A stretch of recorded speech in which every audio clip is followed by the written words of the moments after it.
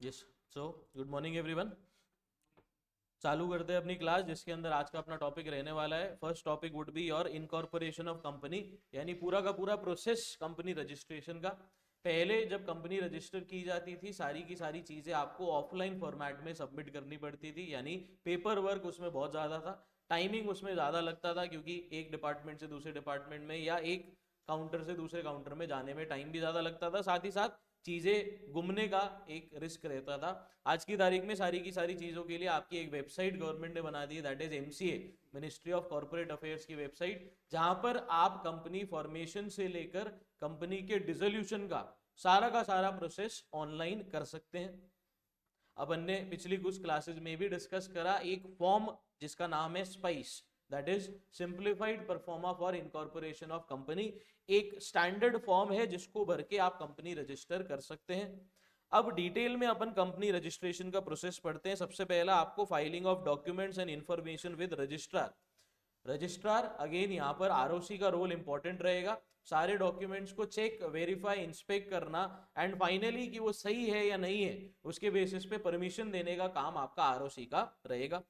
The following document shall be filed with the registrar of companies in whose jurisdiction the company's registered office is situated. Registered office यानी जहां पर आपका head office company का बनेगा, जिस state में बनेगा। फॉर एग्जांपल अगर आप राजस्थान की बात करें तो आरओसी जयपुर लगता है, तो आपको उस रजिस्ट्रार के पास सारे के सारे डॉक्यूमेंट सबमिट करने पड़ेंगे। क्या क्या? Memorandum and article signed by all subscribers, ये इलेक्ट्रॉनिकली हो जाएगा। Declaration by a professional, that is CA, CS, CMA और an advocate engaged in the incorporation, यानी इस पूरे प्रोसेस में आपकी जो मदद कर रहा है जो भी प्रोफेशनल, उनका एक डिक्लेरेशन। साथ ही साथ the person named as director और सब्सक्राइबर क्या डिक्लेरेशन देंगे? डिक्लेरेशन बेसिकली आपका एक अंडरटेकिंग हो जाएगा कि कंपनीज एक्ट 2013 के हिसाब से जो भी रिक्वायरमेंट्स है वो हम पूरी कर रहे हैं एंड आगे भी पूरी करते रहेंगे। एंड एक चीज और अपन ऐड कर देते हैं, अगर कुछ भी गलत इंफॉर्मेशन है, गलत चीज पाई जाती है, तो उसके लिए हम जिम्मेदार माने जाएंगे। जो भी प्रोफेशनल भी जो साइन कर रहा है अंडरटेकिंग, डायरेक्टर्स की भी जिम्मेदारी रहेगी, क्योंकि उनको इंफॉर्मेशन प्रोवाइड करने वाले वो है। Declaration from each subscriber and first directors that they have not been convicted of any offense related to the promotion or formation of company, यानी पास्ट में कंपनी बनाने से रिलेटेड उनके ऊपर कोई केस नहीं चल रहा, यानी कोई ऐसी कंपनी बनाना चाह रहे थे जो गलत पर्पस के लिए थी या गलत तरीके से बनाई जा रही थी, तो उनके ऊपर केस चालू हो गया। बेसिकली जब आप अपना एग्जाम फॉर्म भी भरते हैं, उसमें भी एक डिक्लेरेशन साइन करना पड़ता है कि आपके ऊपर कोई पेंडिंग केस नहीं है चीटिंग से रिलेटेड। तो इस तरीके से आपकी फील्ड से रिलेटेड अगर कोई आपके ऊपर केस चल रहा है, तो आप डिबार्ड हो ये सारे प्रोसेस में अपने आप का अपना कंट्रीब्यूशन देने के लिए। क्लियर? रीजन बीइंग ऑलरेडी आपके ऊपर केस चल रहा है या आप कन्विक्टेड है, कन्विक्टेड यानी डिसीजन आ चुका है कि आप मुजरिम है या आपकी गलती थी, वापस आपको अलाउ किया जाएगा तो आप वापस सेम गलतियां करते रहेंगे, इसलिए आपको मना कर दिया। तो इनको एक डिक्लेरेशन देना पड़ता है कि हमारे ऊपर कोई केस पेंडिंग नहीं है, they have not been found guilty of fraud or breach of duty, the information provided is true and correct to the best of their knowledge and belief. Address for the correspondence, particulars of every subscriber along with proof of identity and address, particulars of every person named as directors in the articles of association, and details of interest of person in the articles if any, यानी अगर कोई interested या related party है तो उसको पहले से ही बताना पड़ेगा। रिलेटेड पार्टी यानी आपका डायरेक्टर से कोई लेना देना है एंड आप कंपनी में वापस कुछ इंटरेस्ट, सब्सटैंशियल इंटरेस्ट होल्ड करते हैं जिससे आप अनफेयर एडवांटेज ले सकते हैं, तो अगर कोई भी ऐसा इंटरेस्ट है तो आपको पहले बताना पड़ेगा। ये सारे डॉक्यूमेंट्स आपने सबमिट कर दिए। अब क्या होगा? रजिस्ट्रार सारी इंफॉर्मेशन चेक करने के बाद, the registrar after verifying all documents and information shall register the company and issue certificate of incorporation in the prescribed form INC 11। INC again, INC के फॉर्म किससे रिलेटेड है? इनकॉर्पोरेशन से related है। The company shall be allotted CIN, that is corporate identity number, that is basic, एक unique number होगा जिससे आपकी company की पहचान की जाएगी। आपके सारे लेटर्स में, आपके सारे ईमेल में, आपकी वेबसाइट पे ये CIN नंबर मेंशन होना चाहिए। जो भी पब्लिक इंफॉर्मेशन डॉक्यूमेंट्स है वहां पर आपका CIN नंबर मेंशन होगा। अगर आप कोई स्टैंप पे या कुछ राइटिंग भी करवा रहे हैं तो कंपनी का नाम साथ में उसका CIN भी आपको मेंशन करना पड़ेगा। Which shall be mentioned on the certificate. अब CIN होता क्या है? It is a unique identification number allotted to the company by the ROC at the time of incorporation. This number is required to be mentioned in all official documents and communications. Maintenance of documents. Every company must maintain copies of all documents and information filed at its registered office in physical and electronic form. यानी इस company के सारे documents, books of account कहाँ रहने चाहिए? उसके registered office पे. Company साथ ही साथ अपन ने एक कंसेप्ट डिस्कस करा था, होल्डिंग एंड सब्सिडरी. सब्सिडरी के भी सारे डॉक्यूमेंट्स कहाँ रहने चाहिए? रजिस्टर्ड ऑफिस पे. किसके रजिस्टर्ड ऑफिस पे? होल्डिंग कंपनी के रजिस्टर्ड ऑफिस पे रहने चाहिए.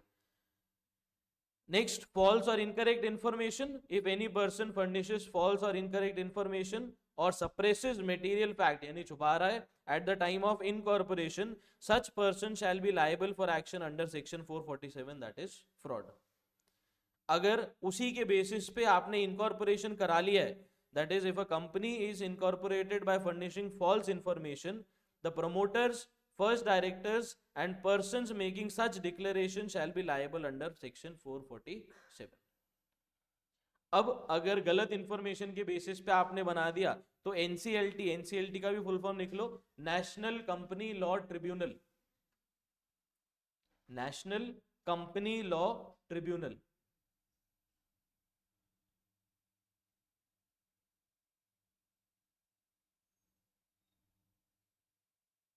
अब ये ट्रिब्यूनल का मतलब क्या हो जाता है? आपने एक स्पेशल कोर्ट बना दिया. किस लिए? कंपनी लॉ से रिलेटेड जो भी मैटर्स के डिस्प्यूट आते हैं, इस ट्रिब्यूनल के पास पावर है आपके उन पर्टिकुलर डिस्प्यूट्स पे डिसीजन देने की. अब कोई पर्सन इनके डिसीजन से सेटिस्फाइड नहीं है, वो वापस आगे कोर्ट्स में जाकर उसको चैलेंज कर सकता है. क्लियर? अब अगर एनसीएलटी को लगता है आपने गलत इंफॉर्मेशन के बेसिस पे कंपनी बना ली, तो एनसीएलटी क्या क्या कर सकता है? सबसे पहला, pass order for changes in the board of directors, यानी जिन्होंने गलत इंफॉर्मेशन सबमिट करी उनको चेंज करना. Next, declare the liability of members as unlimited. Unlimited mostly company unlimited liability के साथ आज की तारीख में स्टैब्लिश नहीं होती, बट क्योंकि इन्होंने गलत इंफॉर्मेशन के बेसिस पे कंपनी बनाई, तो एनसीएलटी ऑर्डर पास कर सकता है कि अब इनकी लायबिलिटी क्या हो जाएगी? अनलिमिटेड. अनलिमिटेड में क्या हो जाता है? उनके पर्सनल एसेट्स भी बेच सकते हैं. Next, remove the name of the company from ROC, यानी नेम स्ट्राइक ऑफ करके कंपनी का एग्जिस्टेंस खत्म कर सकते हैं. Order for winding up of the company, यानी प्रोसेस चालू कर सकते हैं. Pass any other order as it may deem fit. अब अगर रजिस्ट्रेशन हो गया तो आपके पास सारी की सारी पावर्स आ जाती है, दैट इज सेपरेट एंटिटी. जो अपने फीचर्स थे कंपनी के सारे फीचर्स आपके पास आ जाते हैं. Separate entity, perpetual succession, memorandum article से आप गवर्न किए जाओगे. प्रॉपर्टी आप ओन कर सकते हो, कॉन्ट्रैक्ट्स आप कर सकते हो, can sue and be sued. और लिमिटेड लायबिलिटी, यानी मेंबर्स की लायबिलिटी लिमिटेड रहेगी. कितनी? लिमिटेड बाय शेयर्स भी हो सकता है, लिमिटेड बाय गारंटी भी हो सकता है. क्लियर?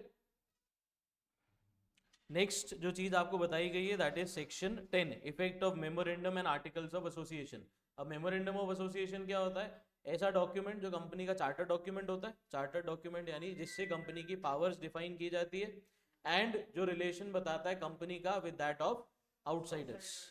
आर्टिकल्स आपके इंटरनल फंक्शनिंग के लिए होता है, that is only binding for the members of the company and that should be in compliance with memorandum as well as companies act.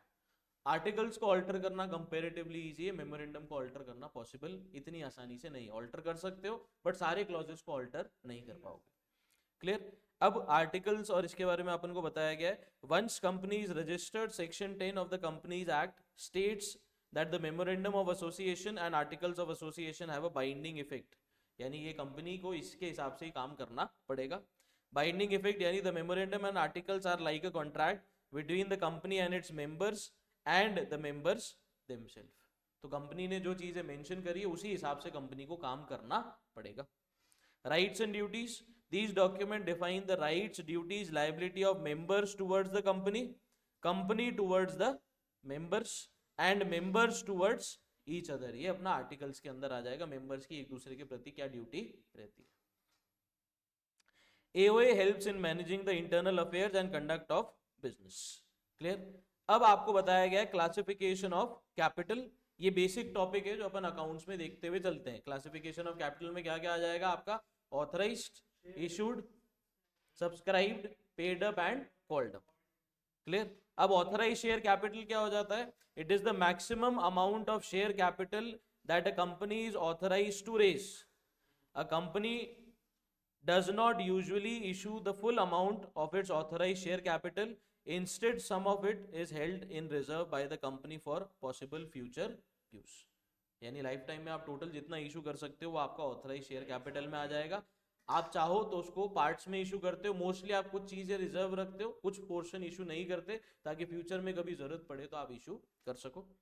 Issued share capital हो जाता है आपका, a company may elect to only issue a portion of the total share capital with a plan of issuing more shares at a later date. Issued share capital is the total value of shares that a company sells. Subscribed यानी जितना लोगों ने खरीद लिया, किस में से? issued में से। When a company issues its authorized share capital, some part of it may not be subscribed by the investors. Subscribed share capital is the monetary value of all the shares that the investors have committed to buy. Paid up share capital यानी कितने का पैसा उन्होंने दे दिया, is the amount of money a company has received from shareholders in exchange for its shares. Clear? Next आपकी shares की definition दे रखी है। A share is a share in the capital of a company and includes stock. Stock basically आपके fully paid up shares होते हैं, except where a distinction between stock and share is expressed or implied. दो types of shares हो जाते हैं, basic आपने पढ़े हुए, इक्विटी और प्रेफरेंस। क्या डिफरेंस रहता है आपका इक्विटी और प्रेफरेंस के अंदर? फिक्स्ड अमाउंट ऑफ डिविडेंड अपन को मिल जाता है, साथ ही साथ प्रेफरेंस के केस में आपको प्रॉफिट हो या नहीं हो आपको डिविडेंड देना पड़ता है। इनके पास वोटिंग राइट्स नहीं रहती। इक्विटी शेयर होल्डर्स क्या होते हैं? कंपनी के ओनर्स, जिनको डिविडेंड की कोई भी गारंटी नहीं होती एंड वोटिंग का राइट इनके पास रहता है। दो पार्ट्स में डिवाइडेड है। Equity share capital with reference to a company limited by share means all share capital which is not preference share capital. Preference share capital क्या हो जाता है? Are those which carry a right to be paid a fixed amount of dividend and a right to be paid the amount of capital in the event of winding up. यानी जितना पैसा उन्होंने लगाया पहले उनको रीपे किया जाएगा अगर कंपनी वाइंडिंग ऑफ में जा रही है। Next section 43 preference share capital with reference to any company limited by shares means that part of issued share capital of the company which carries or would carry a preferential right in respect to payment of dividend। यानी अगर profit हो रहा है तो पहले इनको payment, आपको सबसे पहले इनका पेमेंट आपको करना पड़ेगा, either as fixed amount or amount calculated at a fixed rate which may either be free or subject to income tax and repayment। यानी पहले इनको रीपे किया जाता है अगर कंपनी वाइंडिंग ऑफ में जा रही है। क्लियर?